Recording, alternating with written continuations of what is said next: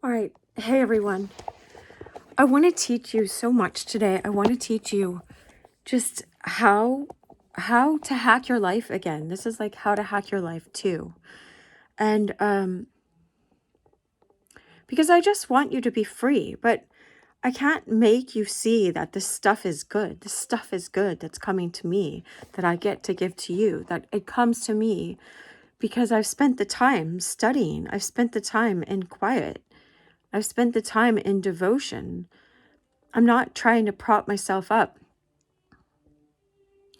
but I know these things are part of my past, you know?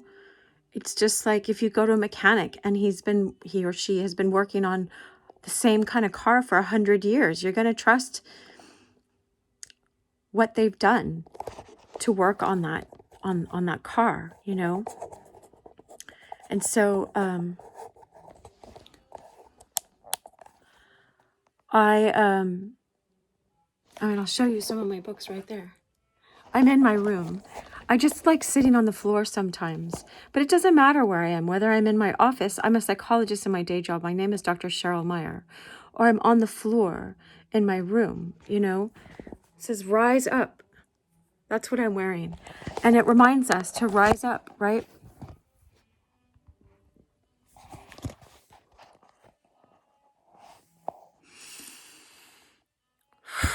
So I'll get right to this so that we have the understanding, so that your life, so that you don't have to be depressed, so that you don't have to feel alienated or isolated or lost in your life.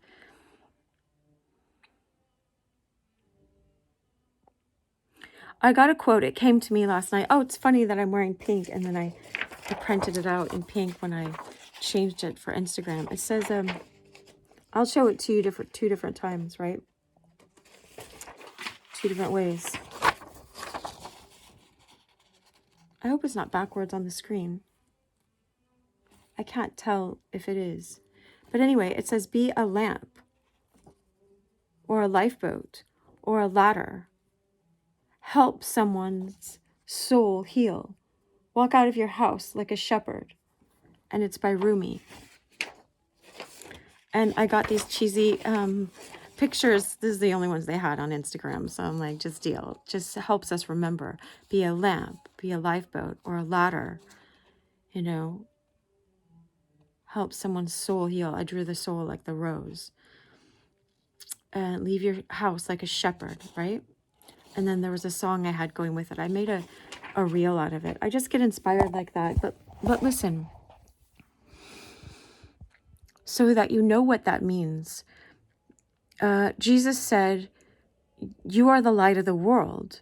And you don't put a light under a bushel and hide it. You put it in the middle of the room. I have a lamp right there.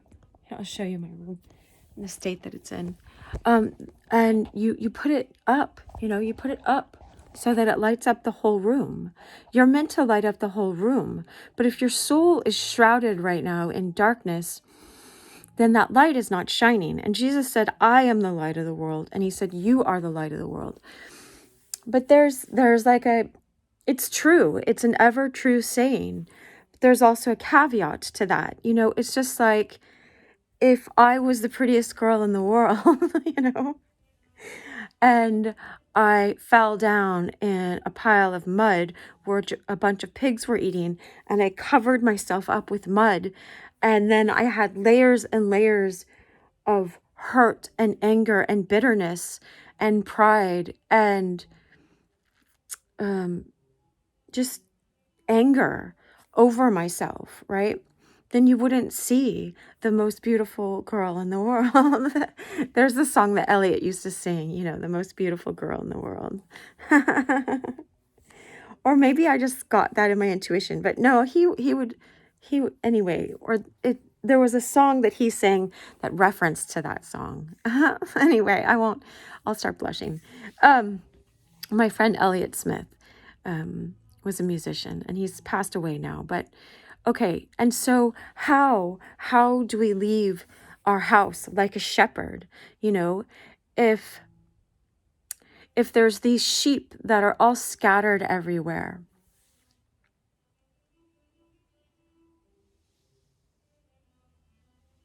that are going every which way, and you want to direct them towards the highest path. You've got to begin with yourself. Jesus said, again, Jesus is always teaching about higher consciousness. So I always welcome all religions. I welcome all of us, because I believe, I have this understanding, this knowing that the same creator, God, created all of us and wants all of us to be liberated and to be in truth and in freedom and have psychological truths and know real love. And so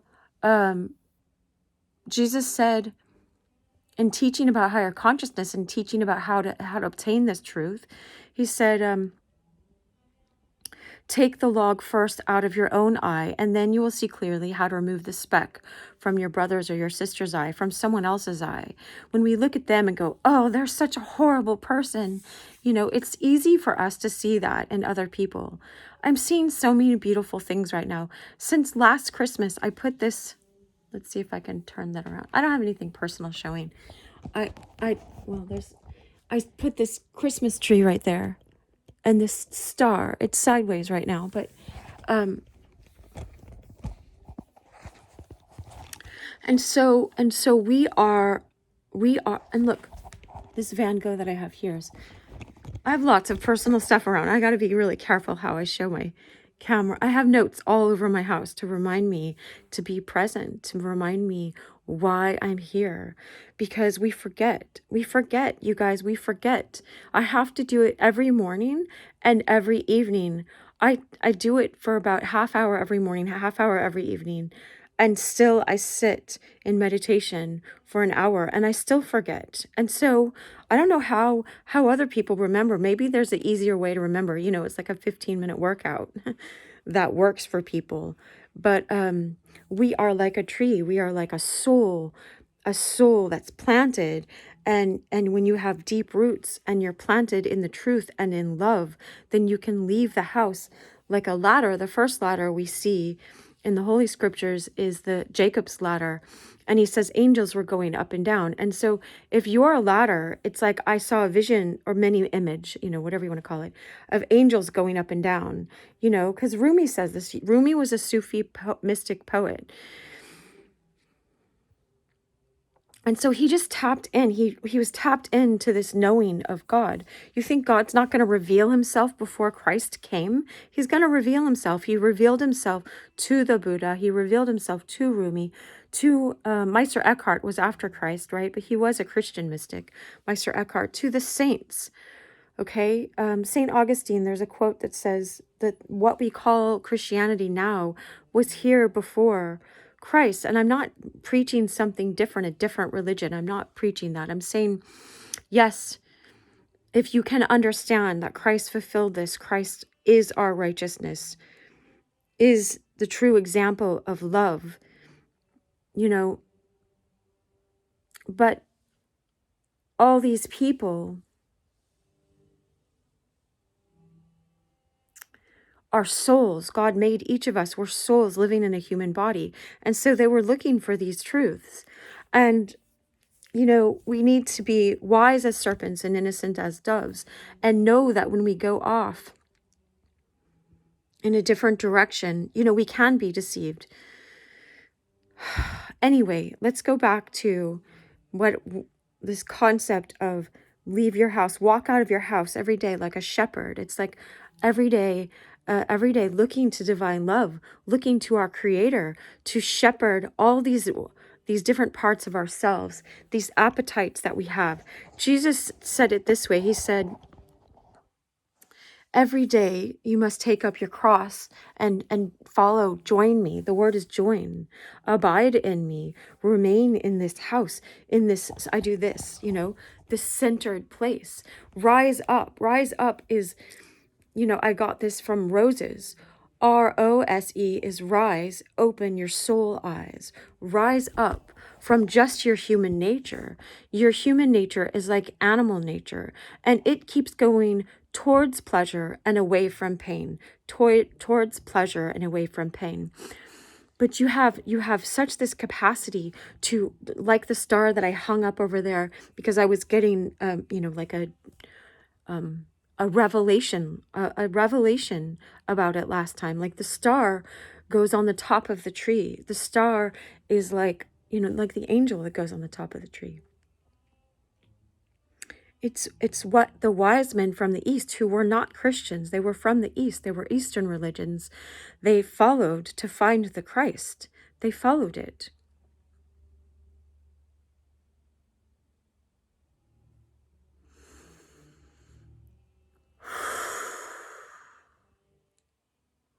I'm hearing that song by the Smiths, There is a light and it never goes out. And then he's like, take me out tonight, take me anywhere, I don't care. So that's going back into your flesh nature. It's just like, do you want to spend all of your life running away from the pain of your childhood and running just to temporary pleasures to numb you? Or do you want to rise up into your higher soul self, into who you are as a soul, right? Look, it's 11:11 into this video right when I was saying that. 11:11, just to me, it means like open doors to the highest realm. There's verses with it too. I won't get into all the verses now, but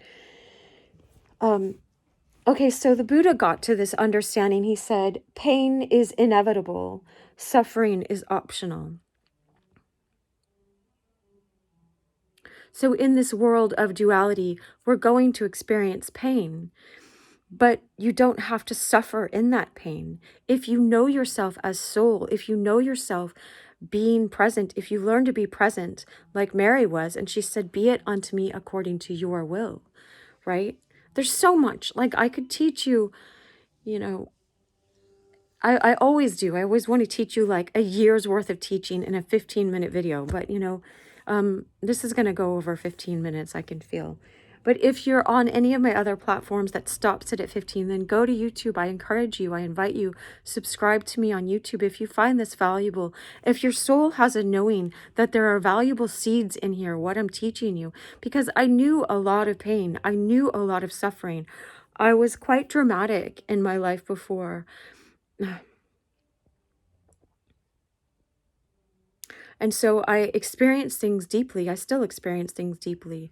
And so I experienced sadness and depression deeply and despair. And then I also experienced joy deeply and wildly and lovely. But Jesus said, you must die to yourself every day. And so I look at it really like our old appetites get to go in the ground and die with him so that we can raise with him in the resurrection, in resurrection power, if you will. They said that, I think it was St. Paul that said the Holy Spirit is a deposit guaranteeing what is to come. It's the Spirit that raised Christ from the dead. You have access to invite the Spirit of the living God to be within you, to regenerate you. It's called theosis. But you must repent. And the word repent is metanoia. It's a Greek word. It just means metamorphosis, like a butterfly, a caterpillar into butterfly, like what I'm talking about, of your nous, your soul's mind, your soul's understanding, coming to a new understanding, coming to a new revelation, a new understanding about your real nature. Now, there are forces and powers and principalities that don't want you to know the real nature of your soul, that you are a soul, and that you have divine capacities, and that you can access these and they can wake up in you and be alive in you.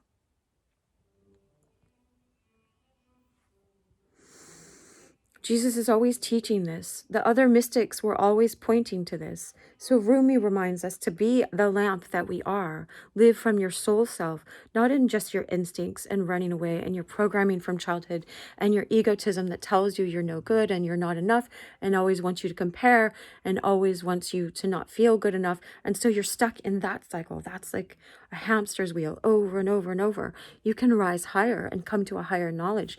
Go to the top of the tree. Be a lifeboat. A lifeboat is someone that wakes up in your own soul and reminds other people that they are a soul. That's the lifeboat. You're not saving everybody else. You're doing like what Christ did. He woke up our soul and ourselves and became that righteousness and offers us the Holy Spirit and offers us how to, but help someone's soul heal. That's what we are. That's what we are. We're souls here on this journey. We're visiting from heaven. I just quoted that. I didn't print that Rumi quote out. I just quoted it on my Twitter last night. And so there's a verse. I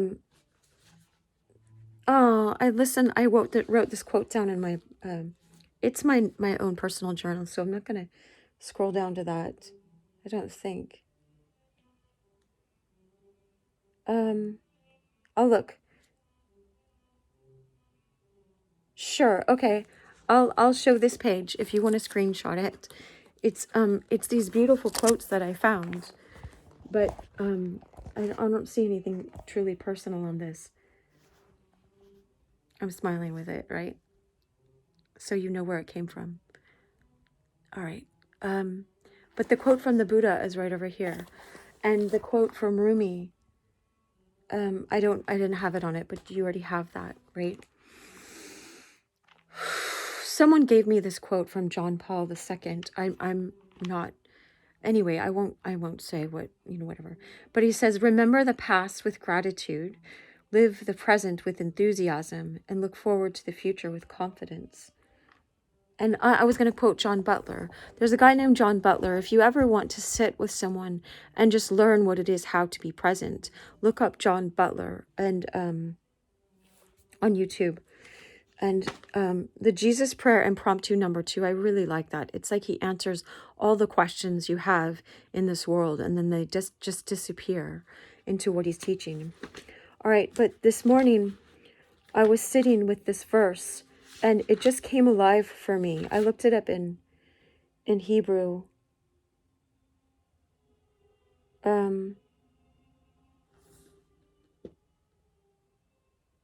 I can show the second part of the page.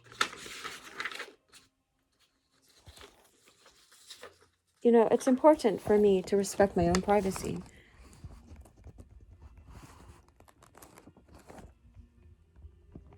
Just so you see, you don't have to take a screenshot of that, but you can see, right? I'll read the verse, and it was written right there.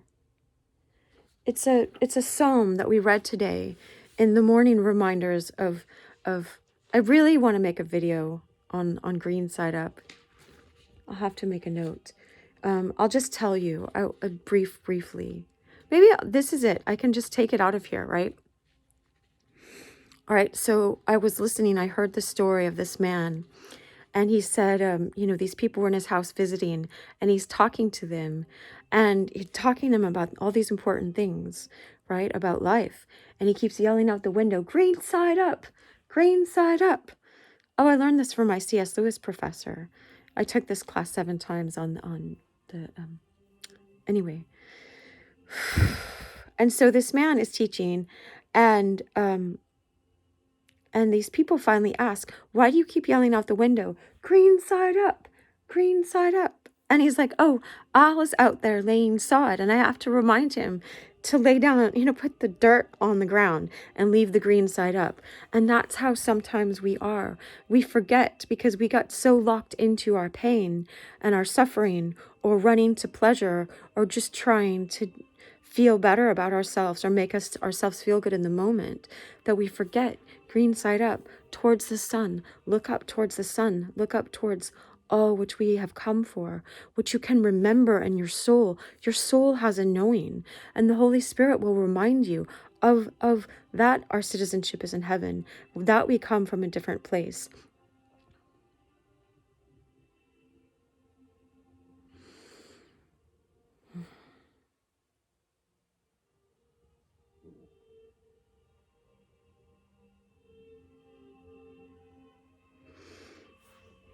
I put on this free copyright music. It's Bach. I hope it's free copyright. That's what I'm thinking right now. It said where it came from, so I'm gonna have to make a note to say where it came from.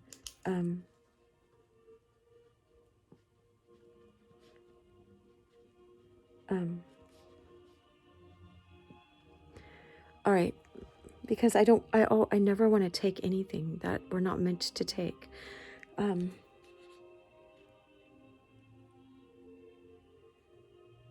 Okay, and so here's the verse. Psalm 116. It says, "Return unto thy rest, O my soul, for the Lord hath dealt bountifully with thee." And I'm sure it says it, in different words and different translations. But listen just to the essence of it. And I just showed you the Hebrew. Return into thy rest. And I didn't show the word for soul. I don't know how I can get that part in. Here, I can cover it. Because there's a prayer before that. There. That's the word. It's nefesh, your soul. But it says your living being, your inner being of the inner being of man, of woman, right? So stay with me for a moment, because this can free you from everything, right?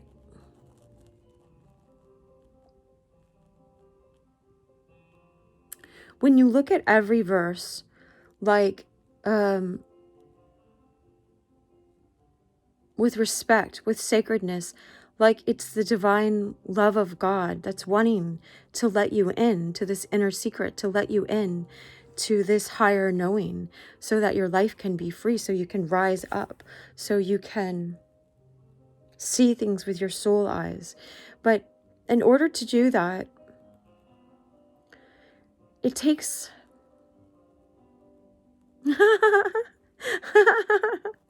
I just saw this picture in my mind of wrestling. I grew up in Texas. It's like wrestling, wrestling with alligators. It's like, I feel like I had to wrestle with alligators for 20 years to put them down. I'm like this, put them down, to be able to rise up above the alligators, to be able to rise up the alligators of my own mind, of my own desires, of my own insistence that, no, I have to take care of this first. I got to get money in the bank first. I got to go to more and more and more and more schooling to feel like I have enough, because I was taught you're never enough too. I mean, we're all taught that in our collective consciousness in this world.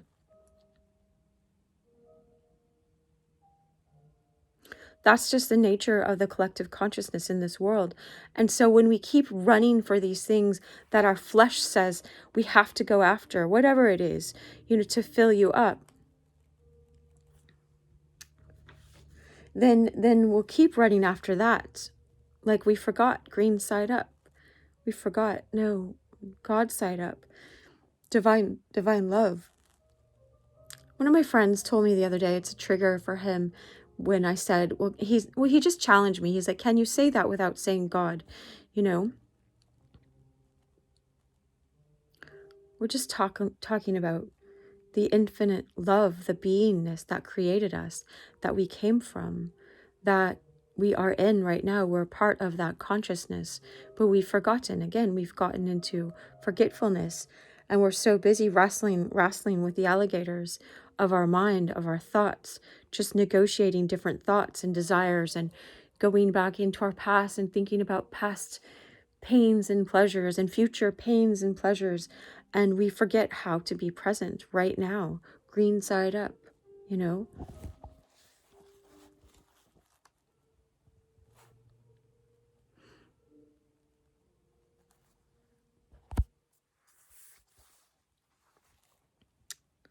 So here's the verse. Return unto thy rest, O my soul. Your soul has a knowing to return to this rest. And I'm not going to make this too much longer. For the Lord, the word for Lord, there's the I am. The I am, the existing one. The existing one is calling us. The existing one that exists, that is in each of our souls. But it's like, again, sometimes I would say it's like you have drywall over drywall over drywall and a painting on top of that drywall. Or I just saw an image of like, there's a concert playing, like the music, and then another concert playing going on, and another concert playing on, and another concert. And how do you go back to your heart, your deepest heart, your soul's hearing, do I have the heart on this side?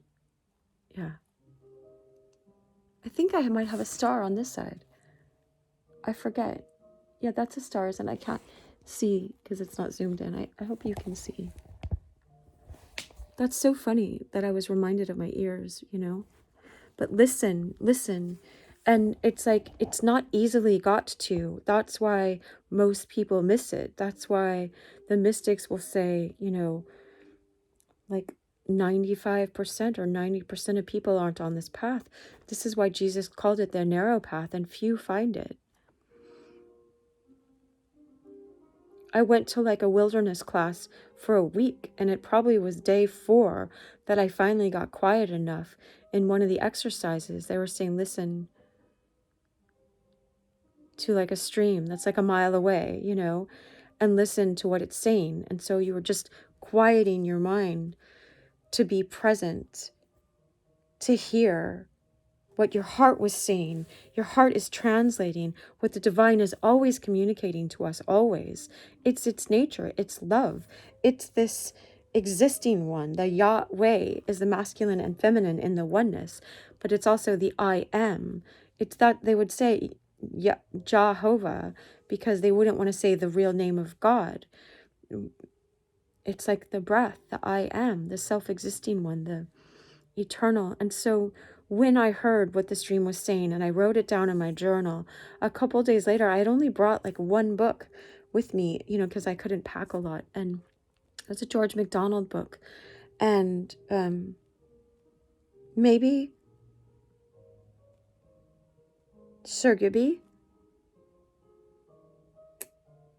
I can't remember which one. I could look it up later. So if you ask me to in the comments, I will. I don't like committing myself to anything that I won't do. So just ask a bunch if I don't see it for some reason. But look and see if it's already in the comments by the time you get to this. Now I'm like, God, help me remember what that was so I don't have to look it up for us.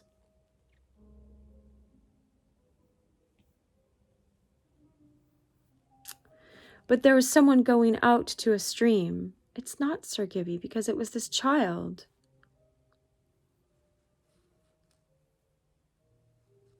It's one of George MacDonald's that I haven't read often. But anyway, the child, oh, it's at the back of the North Wind. Yay! Thank God. Thank the Maker. Thank you, God. It's at the back of the North Wind.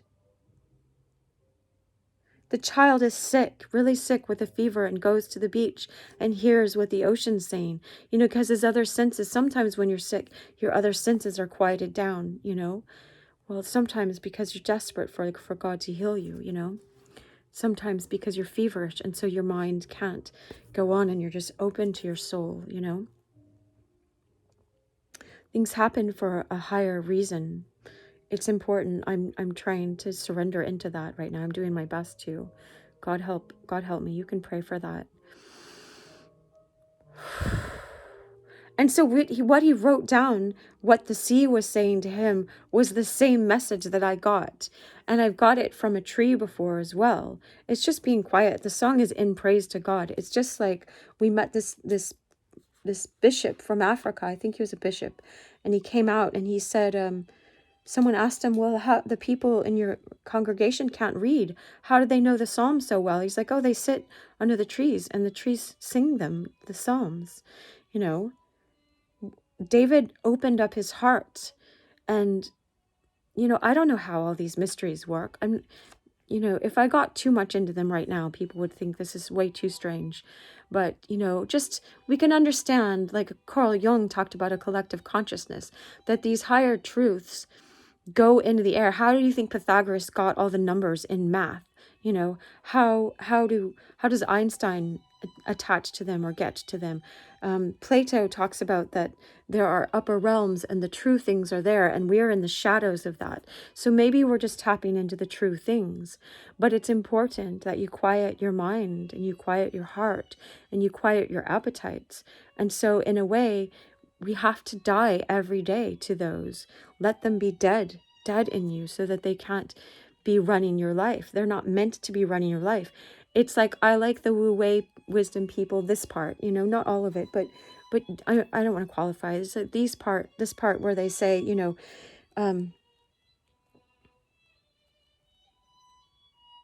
It's like you're the wounded inner child of yourself is not meant to be throwing a tantrum running your life.